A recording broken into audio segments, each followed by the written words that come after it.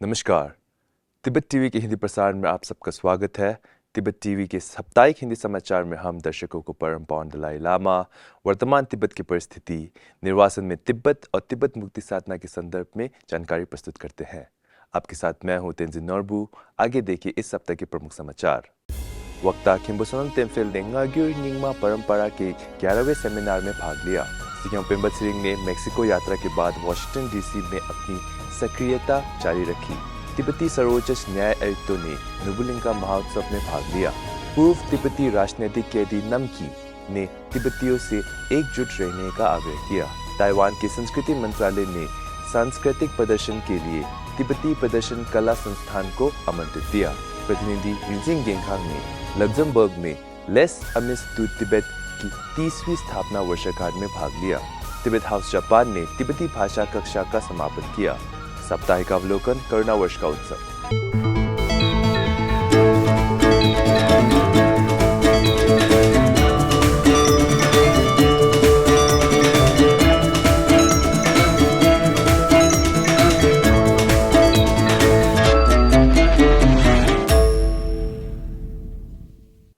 पिछले गुरुवार को निर्वासित तिब्बती संसद के अध्यक्ष खिम्पुसोनम तेम्फिल ने कर्नाटका के बेलाकोपी में आयोजित न्गाग्युर निंगमा परंपरा के विशेष दृष्टिकोण और दर्शन पर 11वें सेमिनार में भाग लिया। सभा को संबोधित करते हुए वक्ता ने परम पावन दलाई लामा और अन्य प्रतिष्ठित धार्मिक हस्तियों के प्रति विश्व भर में बौद्ध धर्म के प्रसार में उनके अथक योगदान के लिए आभार व्यक्त किया तथा बौद्ध धर्म के 3 पहलुओं पर जोर दिया: बौद्ध विज्ञान, बौद्ध दर्शन और बौद्ध धर्म, जिन्हें समझने और उनके अनुसार उनसे जुड़ने की आवश्यकता है। इस बुधवार केंद्रीय तिब्बती प्रशासन के सिक्योम पेम्बत सिरिंग ने वाशिंगटन डीसी में राष्ट्रीय प्रेस क्लब के सदस्यों को संबोधित किया। सिक्योम ने दुनिया भर में चीन के बढ़ते व्यापार पर प्रकाश डाला और नेताओं से चीन के साथ व्यापारिक संबंधों को आगे बढ़ते हुए दीर्घकालिक प्रभाव को प्राथमिकता देने का आग्रह किया। चीन तिब्बत संबंधों पर सिक्योम ने कहा कि तिब्बती आशान्वित है, लेकिन वास्तविक प्रगति देखने के लिए चीनी कम्युनिस्ट पार्टी में सामान्य बुद्धि वाले नेता की आवश्यकता है। जब उनसे पूछा गया कि परम पावन 14वें दलाई लामा के निधन के बाद तिब्बत का क्या होगा, तो उन्होंने कहा कि यह घटना एक बड़ी बाधा होगी, लेकिन परम पावन एक दूरदर्शी नेता और सच्चे लोकतंत्रवादी होने के नाते तिब्बतियों को उनके बिना भी आगे बढ़ने के लिए तैयार कर चुके हैं।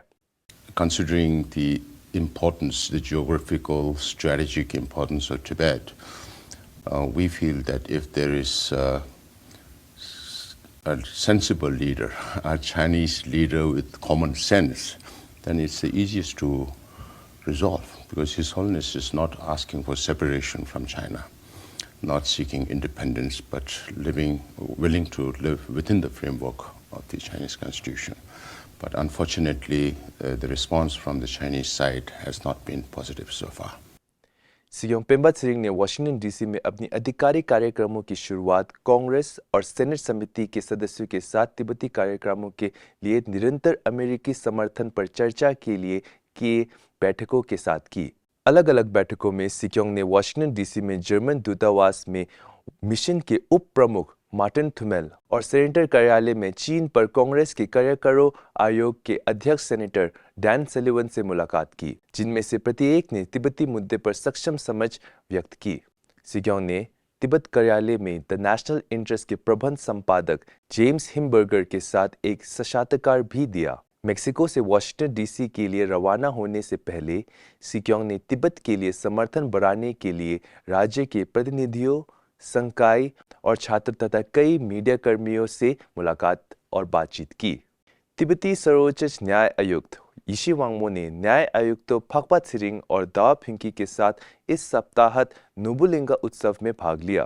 केब्जे लिंग रिम्बुछे ने कई अन्य अतिथियों के साथ मुख्य अतिथि के रूप में इस कार्यक्रम की शोभा बढ़ाई। तिब्बती संस्कृति और परंपरा के संरक्षण और संवर्धन के उनके प्रयास के तहत यह 2 दिवसीय उत्सव आयोजित किया गया। इसमें लकड़ी के नक्काशीकारों और चित्रकारों, मूर्तिकारों, थांगा चित्रकारों और दर्जियों द्वारा तिब्बत की समृद्धि कला और सांस्कृतिक विरासत का जीवित प्रदर्शन किया गया। इसके अलावा तिब्बत संग्रहालय, केंद्रीय तिब्बती प्रशासन द्वारा परम पावन दलाई लामा के जीवन और उपलब्धियों पर एक फोटो सेशन और संवेचक तिब्बत वकालत समूह की एक सूचना डेस्क भी प्रदर्शित की गई। तिब्बत कार्यालय डीसी के संवानिय के तहत पूर्व तिब्बती राजनीतिक कैदी नमकी ने Washington DC, California, Portland, Minnesota, Wisconsin और शिकागो सहित कई स्थानों पर तिब्बती समुदाय का दौरा किया। तिब्बतियों से एकजुट रहने और परम पावन दलाई लामा की सलाह का पालन करने का आग्रह करते हुए नमकी ने जेल में खुद को मिली यातनाओं का प्रत्यक्ष अनुभव साझा किया।